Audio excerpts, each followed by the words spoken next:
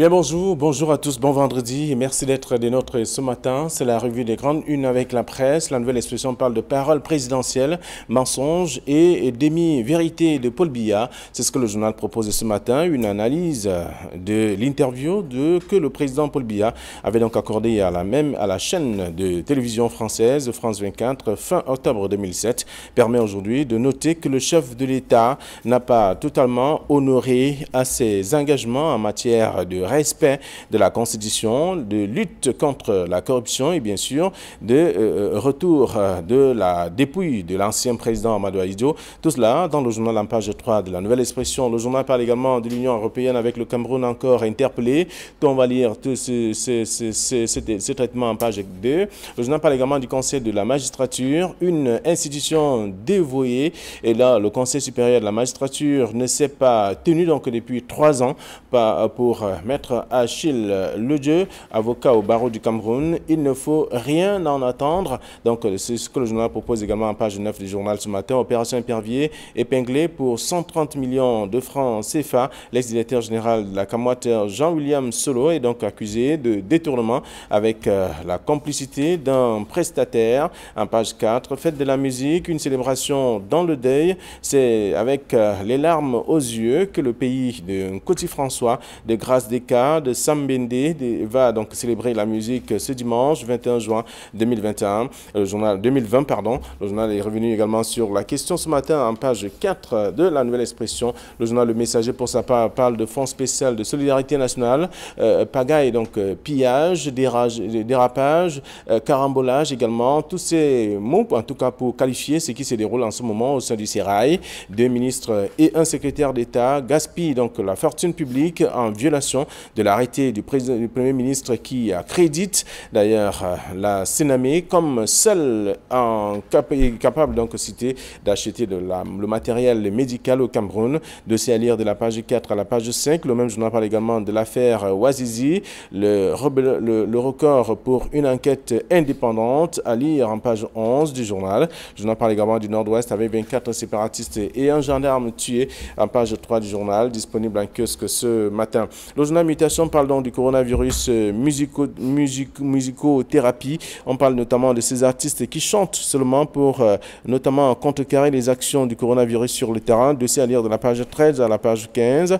Le journal est revenu également ce matin en donnant la parole à certains artistes. Le journal s'intéresse également à autre chose, parlant donc de la Damawa, au cœur des conflits agro-pastoraux. Le journal s'intéresse aussi au voyage, Yaoundé-Douala. Que se passe-t-il concrètement? On parle donc des mesures barrières qui ne sont pas respectées dans ce sens. C'est également à découvrir dans le journal Mutation, disponible en kiosque ce matin. Émergence parle de toute autre chose, du sommet de l'État. Doit-on créer un poste de vice-président du Cameroun? C'est une question, mais seulement 10 experts s'affrontent autour de cette question dans le dossier proposé par le journal, de la page 5 à la page 10 du numéro disponible en kiosque ce matin. Le journal parle également de la justice avec le barreau américain qui demande donc la libération de Paul Tchouta.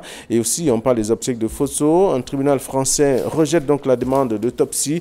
Lire dans le numéro de ce matin, disponible en kiosque. Le quotidien Le Jour parle de constitution, ce qu'il faut changer. On parle notamment des propositions des partis politiques à lire dans le dossier proposé par le journal, la page 2 à la page 3. Le journal a également d'autres informations que je vous invite à parcourir ce matin. Et puis, dans l'île du Sahel, on parle des gemmes, de Meganga, les contes et vérités de Jacques Famine Dongo à lire dans le journal ce matin également.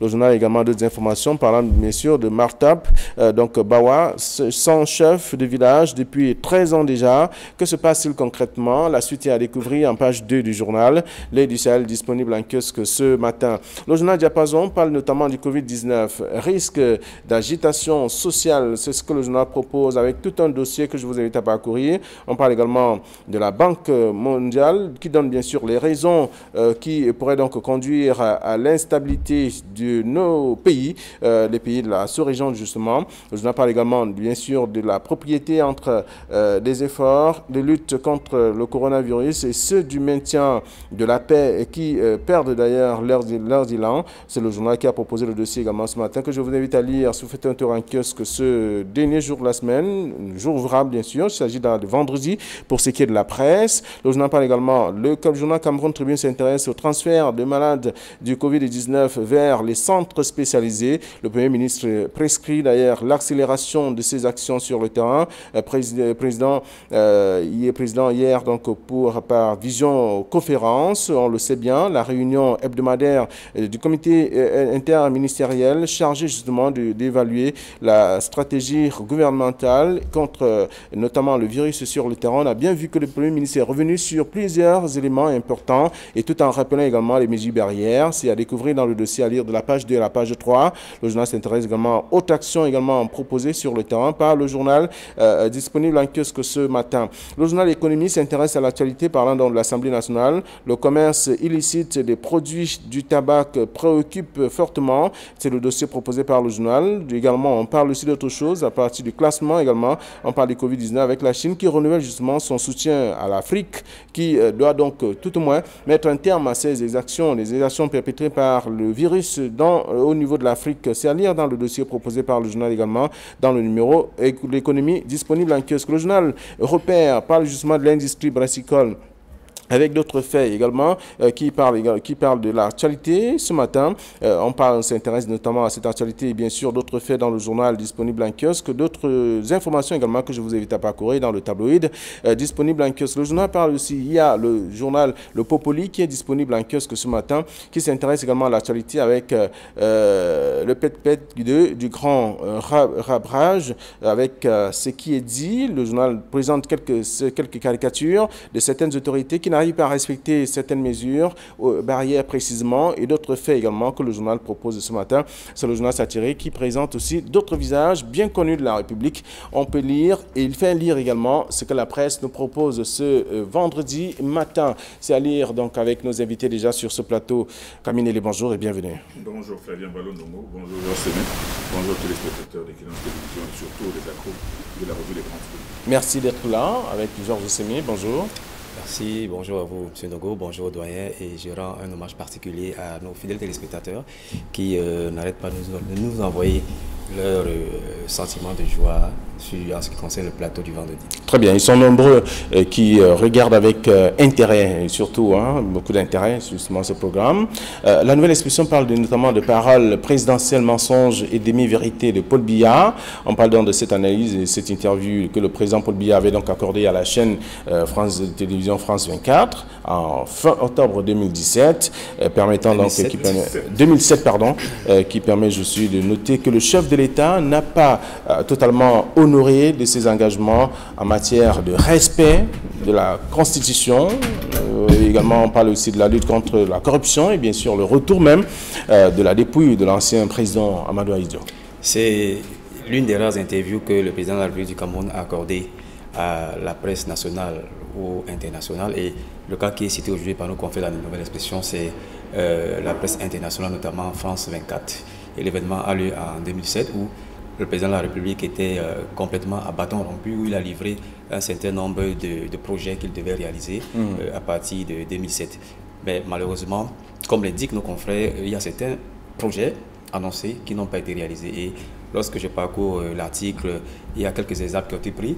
Par exemple, le retour de la dépouille de l'ancien président de la République, Amadou Ahidjo, mais également, il est fait mention de l'organisation de la CAN 2019. Ils ont encore ajouté peut-être le rapatriement des fonds qui ont été détournés, des fonds issus de la gestion publique du Cameroun qui ont été détournés et qui sont à l'étranger, qui devraient être rapatriés. Donc voilà quelques exemples sur lesquels nos confrères de la nouvelle expression sont basés pour dire que la parole présidentielle a eu quelques ratés. Le titre, c'est mensonges et demi-vérités de Paul Biya. Je partage ce point de vue, même s'il faut quand même remarquer que la politique est un art, et comme tout art, il faut savoir le manipuler.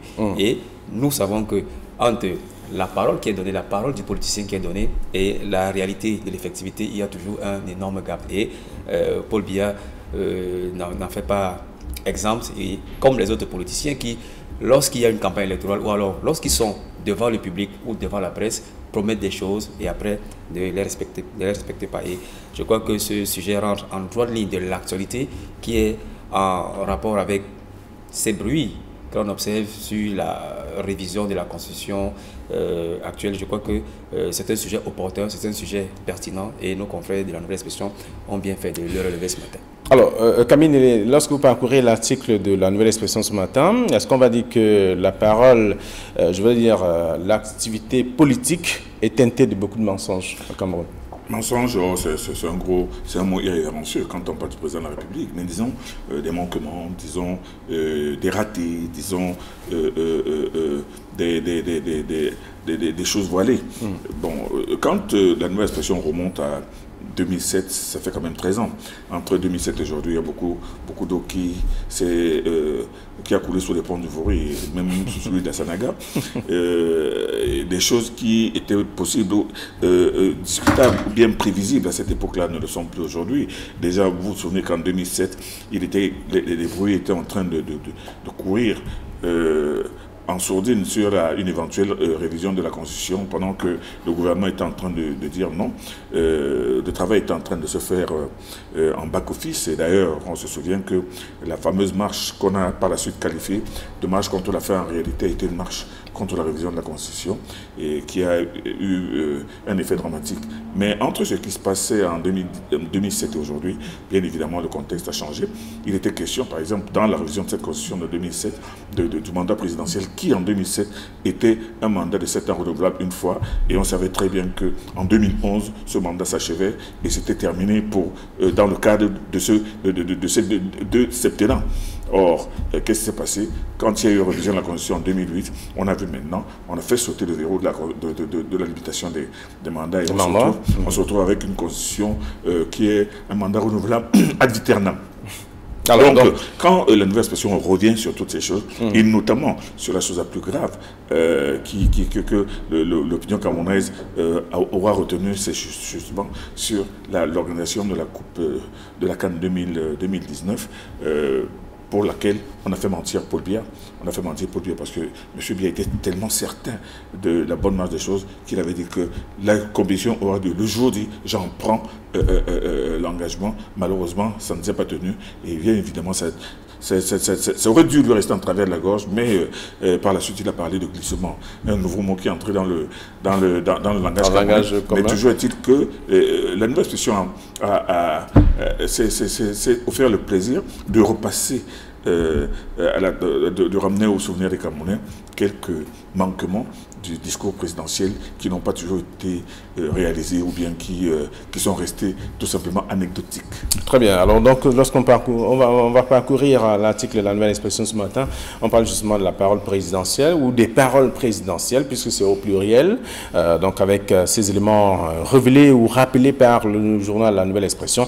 Vous aurez l'occasion de parcourir justement le traitement qui a été réservé à cette autre actualité. Le journal Émergence de ce matin parle du sommet de l'État. Doit-on créer un poste de vice-président au Cameroun? Avant les experts qui s'affrontent déjà autour de cette question, vous avez un mot à dire? C'est l'interrogation traditionnelle de nos confrères d'Émergence tous les vendredis. Et cette fois-ci, comme la semaine passée, la semaine surpassée, la semaine passée on parlait du gré à gré, et aujourd'hui on parle de la création d'un poste de vice-président. C'est toujours en rapport avec cette rumeur sur un projet de révision de notre loi fondamentale. Je pense que à l'état actuel de notre Constitution, il n'y a pas encore un poste de vice-président. Et je crois fermement que dans la situation politique d'un pays est amenée à évoluer. Et le Cameroun peut également faire évoluer sa Constitution fondamentale. Un poste de vice-président, je pense que ce n'est pas mauvais pour notre pays. Il y en a, aux États-Unis par exemple, il y a un poste de vice-président. Dans l'une des parutions du quotidien le jour de mardi, il y a Eric Tindje qui parlait de la révision de la Constitution. Bien sûr, la révision de la Constitution en elle-même n'est pas une mauvaise chose, on l'a toujours dit. La révision devient problématique lorsqu'elle est taillée à la mesure de celui qui initie cette révision. Mais ici, je pense qu'on veut faire évoluer nos institutions. On parle du poste de vice-président, on parle de la limitation, du retour d'abord à un quinquennat, 2 fois, et la limitation de l'âge des candidats à la présidentielle. Je crois que c'est une bonne chose. Et la plupart de ces propositions aujourd'hui avaient été posées sur la table par un bon nombre de partis politiques de l'opposition. Et si cette révision est confirmée, ce sera pour moi une bonne chose. Alors, certains diront que c'est une révision qui est à tête chercheuse parce qu'elle viserait, selon ces personnes, à écarter de la course à la présidentielle certains hommes politiques très influents. Mais je pense qu'ici, on devrait plutôt gagner à retenir que nos institutions évoluent et qu'il n'y a pas que du mauvais dans cette révision de la Constitution qui pointe à l'horizon. Donc, ces experts dégagent leurs opinions, comme chaque vendredi, et je pense que là-dedans, il y a des pour et des contre. Mais pour ma part, je pense que les constitutions des pays doivent évoluer et elles ne sont mauvaises que lorsqu'elles veulent protéger le pouvoir établi d'un pays. Vous faites partie de ces experts-là, Camille Nelly. Puisqu'on parle de 10 experts déjà qui s'affrontent autour de cette question, vous également, vous pourriez ajouter votre point de vue. Je n'ai jamais fait partie du brainstorming non, vous aurez l'occasion de toute façon. Émergence vendredi, mais toujours est-il que la question que Émergence pose est une question qui est actuelle. Je me souviens que le jeune enquêteur, il y a 2 mois, avait posé la question qu'il est possible que l'Assemblée table cette année, au travail, cette année, dans l'éventualité de la création d'un poste de vice-président. Mais une chose est certaine, quand c'est cette problématique qui est là, affiché en grande une du journal Émergence aujourd'hui et qui fait partie des friandises les plus appréciées dans les milieux de commentaires et de spéculation, c'est parce que les gens se posent des questions sur l'éventuel après-Biya. L'éventuel après-Biya. Aujourd'hui, certains partis politiques parlent de gré à gré, alors que d'autres se demandent, bon, mais est-ce que les dispositions de la Constitution pourraient-elles être respectées en cas, par exemple, de vacances brutales du pouvoir au Cameroun?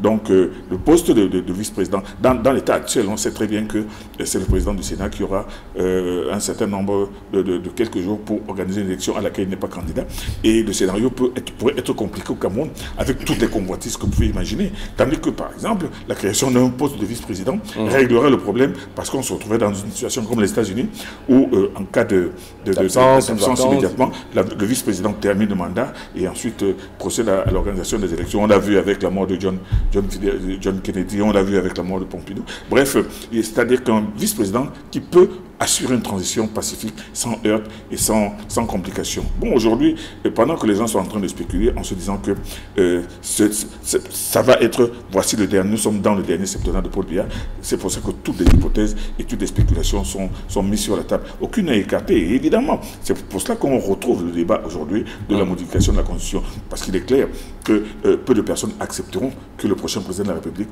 bénéficie aussi d'un mandat renouvelable ad vitam aeternam. Donc il est fondamental. Il sera certainement question de la revision justement du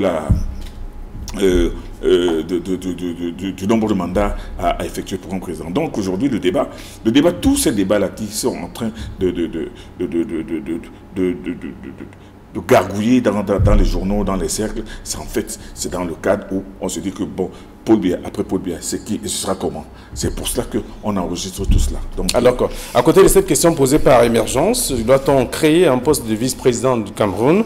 Et à côté également de ces experts qui s'affrontent autour de cette question, il y a le quotidien du jour qui parle de constitution, ce qu'il faut changer. Et véritablement, qu'est-ce qu'il faut changer? Ce qu'il faut changer, en fait, c'est chaque parti, chaque homme politique au Cameroun aujourd'hui qui peut trouver matière à proposition. Et bien évidemment, la première des choses que les uns et les autres vont demander à changer, c'est évidemment le mandat présidentiel. et le mandat présidentiel, bon, maintenant, la longueur du mandat présidentiel, parce que beaucoup aimeraient le ramener à 5 ans comme avant, et même s'il reste à 7 ans, bon, la discussion sera certainement dure. Mais maintenant 5 ans, renouvelable combien de fois? Vous savez très bien que dans la plupart des pays organisés, la France et les États-Unis, le mandat c'est 2 ans. Après 2 ans, vous ne pouvez même plus vous représenter, même si vous avez été le président le plus dynamique et le plus proactif. Donc, toutes ces choses-là vont être discutées, doivent être discutées de manière consensuelle entre les hommes politiques. Parce qu'il ne faudrait pas que ce soit le RDPC qui confisque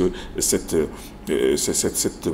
partie importante dans la gestion du Cameroun et dans l'avenir du Cameroun. Je pense qu'on devrait rassembler un maximum d'hommes politiques pour qu'ils se mettent d'accord, que chacun fasse ses propositions et qu'on voit dans quelle mesure une révision de la Constitution pourrait être utile au Cameroun aujourd'hui et non plus constituer la porte d'ouverture à toutes sortes de récriminations et peut-être de frustrations. D'accord. Alors, le quotidien Le Jour qui pose la question également, qui demande qu'est-ce qu'on devrait véritablement changer. On parle des propositions des partis politiques. Alors, cette question tourne autour de l'appartenance à une chapelle politique. Mais jusqu'aujourd'hui, on n'a pas encore une éventuelle proposition de loi qui viendrait d'un parti de la politique qui voudrait que la Constitution soit révisée. Les spéculations tournent autour d'un projet de loi. Et vous savez que quand on parle de projet de loi, ça vient toujours du camp le plus fort, le camp du RDPC. Ce qu'il faut changer. Les supputations disent que, le doyen l'a relevé tout à l'heure, sur le nombre de mandats qui devrait être désormais limité à 2. Mais également l'âge pour accéder à la candidature de président de la République, il devrait être en toute vraisemblance ramené à 65 ans, etc., etc. Mais sur la question de le jour, je crois que certains voudraient que la révision constitutionnelle, si elle se confirme, aille plus loin. Par exemple, sur la forme de l'État, il y a beaucoup de personnes qui questionnent la forme actuelle de notre État et qui estiment que sa forme unitaire et décentralisée ne sied plus du tout à la configuration socio-politique de notre pays. Je reviens là également sur la crise anglophone, où on a la discussion sur la forme de l'État est sujette à beaucoup de controverses. Donc certains voudraient qu'on aille plus loin que de s'arrêter sur les propositions qui font aujourd'hui l'objet d'un débat assez accru. Alors, c'est le quotidien de jeu qui propose le sujet, Constitution, donc ce qu'il faut changer, avec notamment les propositions des partis politiques à lire dans le dossier proposé par le journal. Et puis Cameroun Tribune revient ce matin parlant des transferts des malades du Covid-19 vers les centres spécialisés. Le Premier ministre prescrit l'accélération.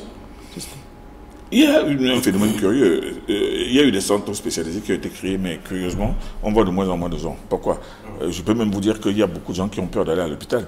Il y a beaucoup de gens qui ont peur d'aller se faire soigner. Il y a même peu de gens qui ont peur d'aller se faire déclarer parce qu'ils se disent que si je vais là-bas, ça va être la mort pour moi. Ah, pourtant, on a vu tous les efforts qui ont été déployés pour la mise en place de centres spécialisés en l'anéantissant d'une logistique appropriée. Mais malheureusement, on réalise que ces centres, comme celui de Yaoundé, n'est occupé qu'à 10%. C'est un scandale bien incompréhensible.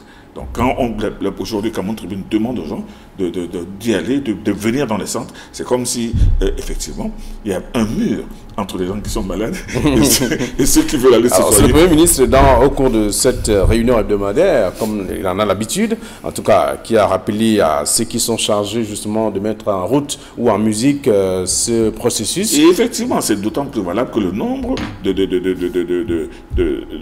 cas détectés positifs a déjà franchi les 10 000 cas. Alors au moment où où les chiffres sont en train de s'envoler, les gens ont peur d'aller à l'hôpital, les gens ne vont pas à l'hôpital. Il faudrait bien comprendre quelle est cette logique. Ah voilà, il y a plus de 5 000 guéris quand même. Oui, mais je crois que les chiffres ne font que grimper entre la contamination et les guéris et les cas actifs. Donc ça devrait être préoccupant.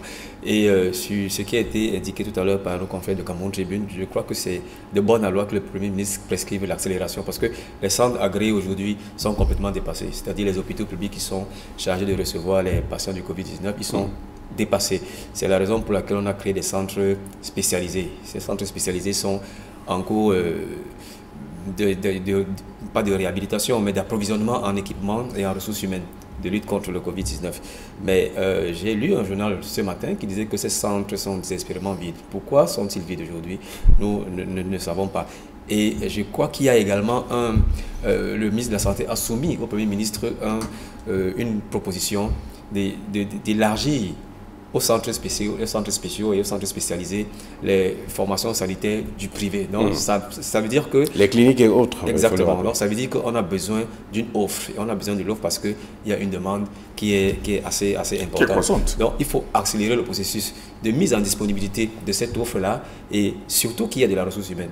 Qu'il y ait de la ressource humaine, qu'il y ait du bon matériel, mais également qu'il n'y ait pas de la mafia en ce qui concerne les soins. Parce qu'on entend dire qu'il y a des pratiques peu orthodoxes en ce qui concerne la mercantilisation des soins de santé dans certaines formations sanitaires qui sont agréées.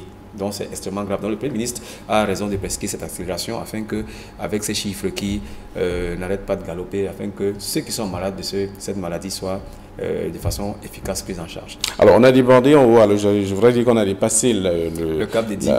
La première décade du mois de juin, c'est-à-dire nous sommes au 19 juin aujourd'hui. On parlait justement de 15 qui devait être la décision de création des centres spécialisés a été prise en avril. Et vous savez, il y a beaucoup de dits et de non-dits, mais beaucoup de faux dits en ce qui concerne la gestion du Covid-19. Ça part d'abord depuis l'OMS, ça atterrit au milieu des experts en matière sanitaire où on nous donnait une vérité et le lendemain on nous donnait la contre-vérité. Et aujourd'hui, on nous a annoncé au Cameroun un pic qui allait être atteint en juin. Et ce pic n'a pas encore été atteint.